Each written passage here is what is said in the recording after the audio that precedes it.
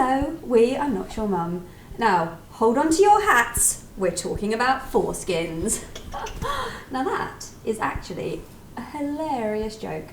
Because if you didn't know already, the foreskin is the hat-like skin on top of the penis.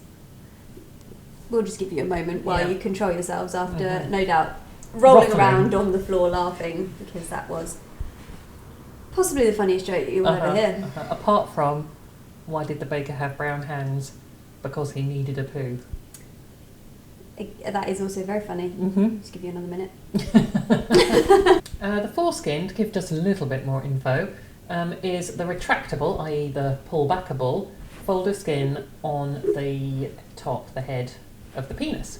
It is actually a continuation of the skin on the penis itself, so it's kind of more a hood than a hat, but that makes the joke no less hilarious. A couple of important things to remember when it comes to foreskins is numero uno. That's number one.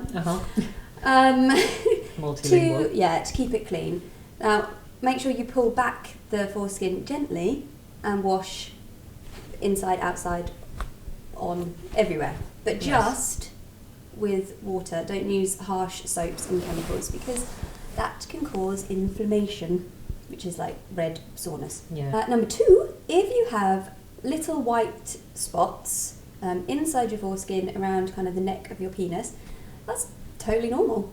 And they are in fact called pearly penile papules, which it sounds lovely actually. So yeah, they're normal and have a fun name to say. Yeah, they sound lovely. You can put it in a tongue twister if you want. I'd quite like a pearly penile papule necklace. I don't think you would, Ali, but anyway, don't worry, totally normal. For various reasons, which we shall go into in a moment, some boys and men have their foreskin removed in an operation. Around 30% of males globally are circumcised, so foreskin or no foreskin, either way's fine. You still have a normal willy. The most common reason to be circumcised, especially in childhood, I forgot what the word was then, childhood. In that bit when you're not an adult. Yeah, what's that called again? Kid land. Anyway, is religion and culture. It is a common practice among Jewish and Muslim people. In fact, it's estimated that 2/3 of all the men who are circumcised are Muslim. It is also common in many African communities. There are also medical reasons why one might be circumcised, such as the foreskin being too tight or not retracting, not being able to be pulled back. However, as circumcision is quite extreme, you might be offered something like a steroid cream or ointment or something like that first. Another medical reason for circumcision is repeated infections or inflammation of the foreskin or tip of the penis, head of the penis. Tip sounds a bit pointy, doesn't it? But this kind of inflammation and whatnot can be avoided with good hygiene, i.e. washing daily. Or if you go to the doctors, they may give you some antibiotics for it. On rare occasions, the foreskin can get stuck in a retracted, pulled back position, and this one can be a little bit serious, so defo go to the doctor if this happens to you. Circumcision may be used to fix this problem, but again, doctors don't generally like to chop stuff off unless they really need to. Chop it off willy-nilly. I think that might be a contender for best joke in this episode.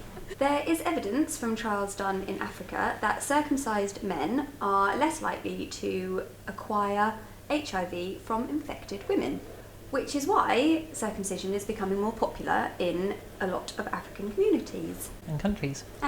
It is unclear whether circumcision can help protect against other STIs, so condoms are still the best way to protect yourself. By about a gazillion miles. Yeah. Circumcision as an operation itself is actually pretty straightforward. You're seen as a day patient, which means that you don't have to stay overnight. And depending on the kind of anaesthetic they use, you'll either be awake or asleep, but obviously you won't feel any pain. And it usually takes about 10 days for the penis to heal, so it's nothing to fret about. Thank you very much for watching. We've got many other videos about penises and their many accoutrements. About man parts. So why not check them out? Yes. And and leave a comment if you like.